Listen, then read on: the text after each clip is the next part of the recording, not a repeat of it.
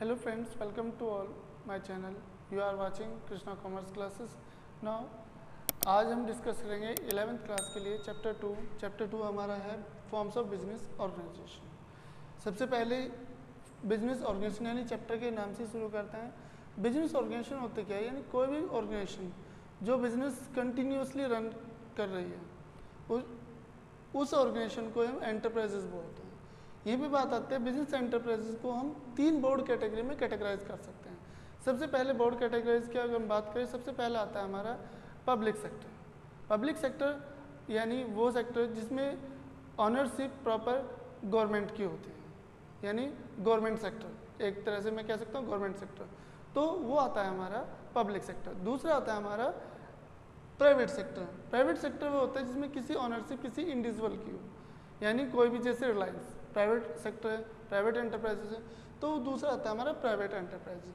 Third में आता है joint sector. Joint sector enterprises में होता है आपका गवर्नमेंट और प्राइवेट दोनों मिलकर जब किसी एक पर्टिकुलर ऑर्गेनाइजेशन को रन करते हैं तो वो होता है आपका जॉइंट सेक्टर। सबसे पहले बात करते हैं प्राइवेट सेक्टर की। फॉर्म्स ऑफ प्राइवेट सेक्टर में प्राइवेट सेक्टर में भी कैटेगराइज हम इसे 5 टाइप में हम कैटेगराइज कर सकते हैं। फर्स्ट होता है सोल प्रोप्राइटरशिप, सेकंड होता है joint Hindu family business, third होता है पार्टनरशिप, फोर्थ होता है कोऑपरेटिव सोसाइटीज एंड फिफ्थ होता है आपका कंपनी। तो इसी में हम सबसे पहले सोल प्रोप्राइटर को डिस्कस करते हैं। यानी सोल प्रोप्राइटरशिप होता है, सोल प्रोप्राइटरशिप होता है लाइक आप इंडिविजुअल बेस आप कोई भी एक शॉप चला रहे हैं, कोई छोटी ऑर्गेनाइजेशन रन कर रहे हैं, तो उसे हम सोल प्रोप्राइटरशिप कहते हैं। फीचर्स की बात करें तो सिंगल ओनर, मैंने बताया इंडिविजुअल ओनर होगा तो सिंगल ओनरशिप होती है। सेकंड होती है individual risk bearer. In case of अगर लॉस हो जाए बिजनेस में तो उसे सिंगल जो उसका ऑनर होता है वही बियर करेगा। थर्ड वन होता है नो सेपरेट लीगल आइडेंटिटी, यानी बिजनेसमैन और बिजनेस दोनों अलग अलग नहीं है। यहाँ पे दोनों एक है। कंपनी में होता है कि अलग अलग है, कंपनी अलग रेस्पॉन्सिबल होती है और ऑनर अलग होता है। यहाँ पे कोई सेपरेट आइडेंटिटी नहीं होती। अगर बिजनेस में लॉस होता है तो उसकी पर्सनल प्रॉपर्टी भी रेस्पॉन्सिबल हो सकती है। थर्ड वन आता है आपका फ्रीडम ऑपरेशन, यानी आपके पास फ्री है, आप कभी भी बिजनेस को रन ऑफ कर सकते हो। अनलिमिटेड लायबिलिटी, यहाँ पे आप पूरी, जब आपकी अनलिमिटेड लायबिलिटी है जो, यानी पूरे दायित्व आपके क्या होते हैं, अनलिमिटेड होते हैं। आप कितना भी अपने बिजनेस को एक्सपेंड कर सकते हो, कितने भी खर्च कर सकते हो। थर्ड होता है वन मैन कंट्रोल, जब सिंगल ओनर होता है तो सिंगल ही कंट्रोल होगा। थर्ड वन होगा आपका स्मॉल साइज, ये छोटी साइज के जो आपके स्मॉल स्केल इंडस्ट्रीज हैं उनके लिए बेनिफिशियल होता है, बड़ी इंडस्ट्री के लिए बेनिफिशियल नहीं हो पाता। एक होता है फॉर्मेशन एंड क्लोजर, यानी इजी टू फॉर्म, हम इजीली से रन कर सकते हैं और जब हमारा मन हो हम इसे क्लोज कर सकते हैं। एंड लास्ट वन आता है lack of business connectivity. Continuity से मतलब यहाँ है कि अगर मेरा मन है 10 साल बिजनेस करने का तो मैं 10 साल करूँगा, उसके बाद मेरा मन नहीं है कंटिन्यू करने का तो मैं उसे ऑफ कर सकता हूँ। So lack of business continuity ये यहाँ पे पाई जाती है। इसकी कुछ फीचर्स हैं। अब बात करते हैं मेरिट्स। मेरिट्स की सिंगल कंट्रोल तो easy to form and closure, यानी इसे फॉर्म बनाना और क्लोज करना आसान होता है। अब दूसरा होता है डायरेक्ट इंसेंटिव, यानी जितना भी प्रॉफिट होता है सोल प्रोप्राइटरशिप में वो सारा अकेले ओनर का होता है, क्योंकि हम फीचर्स में भी जान चुके हैं, यानी सिंगल ओनर होता है। जब सिंगल ओनर होता है पूरा प्रॉफिट भी सिंगल यानी कि एक इंडिविजुअल का ही होता है। फ्लैक्सिबिलिटी, फ्लैक्सिबिलिटी यानी आप अपने अकॉर्डिंग अपने बिजनेस में एक्सटेंड और से स्मॉल स्केल पे ला सकते हैं। नेक्स्ट होता है self beneficiary of profit. Total profit जो होता है वो एक पर्सन का होता है, यानी sole beneficiary of profit. Personal touch, यानी आप अपने बिजनेस में रेगुलर बेस में टच में रहते हैं, आपके बिजनेस को कितनी कैपिटल की ज़रूरत है वो आपको पता होती है, आपके क्या डिसीजन लेने हैं उसके बारे में वो सब आपको पता होता है। इंडिपेंडेंट कंट्रोल, इंडिपेंडेंट कंट्रोल में आता है आपका कि आप जब चाहो उसे कंट्रोल मतलब बंद कर सकते हैं, जब चाहे आप उसे ओपन कर सकते हैं। सीक्रेसी, आपको अपने बिजनेस के कोई भी अकाउंट पब्लिश करने की ज़रूरत नहीं होती। यहाँ पे आप अपने बिजनेस की जो एक तरह से बैलेंस शीट कह सकते हैं, जो आपके दायित्व या एसेट्स हैं उन्हें अकाउंट्स को आप सीक्रेट रख सकते हो।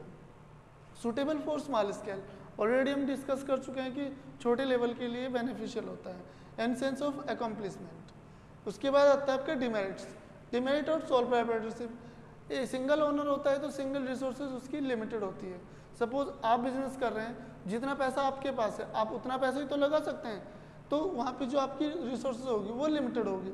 लायबिलिटी जबकि अनलिमिटेड होती है, आप खर्च उसमें से कितना भी कर सकते हैं जितना आपके पास पैसा है। अनलिमिटेड मैनेजरियल स्किल्स, यहाँ पे आपको डिसीजन लेने के लिए आप किसी और को अपॉइंट नहीं कर रहे, यानी आप अपने आप तक सीमित होते हो। जब आप अपने आप तक सीमित होते हो तो आपके डिसीजन लेने के जो स्किल्स हैं वो आपके लिमिटेड होते हैं।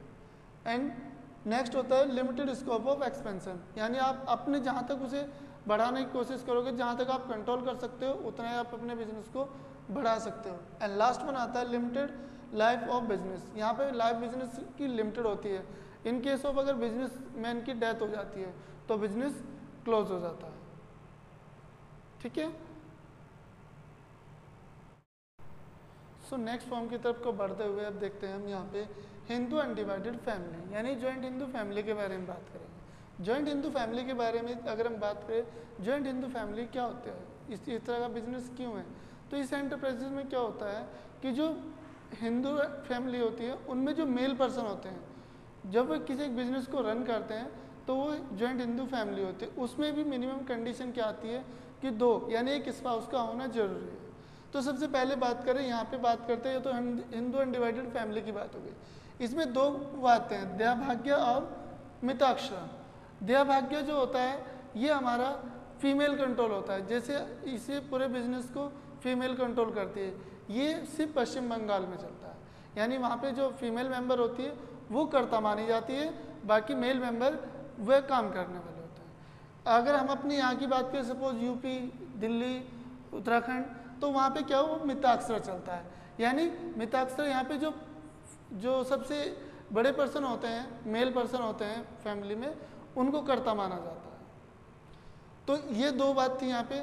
तीसरी बात करते हैं फीचर्स की। अगर हम फीचर्स की बात करें तो membership by birth, Hindu undivided family में जब आप बच्चे का जन्म होता है तो वो जन्म से ही अपने बिजनेस का मेंबर बन जाता है। दूसरा मैनेजमेंट, यहाँ पे मैनेजमेंट सारे के सब लोग मैनेजमेंट चला सकते हैं, पर यहाँ पे कंट्रोल जो है वो एक पर्सन का होता है जिसे हम कर्ता बोलते हैं। मेंबर्स,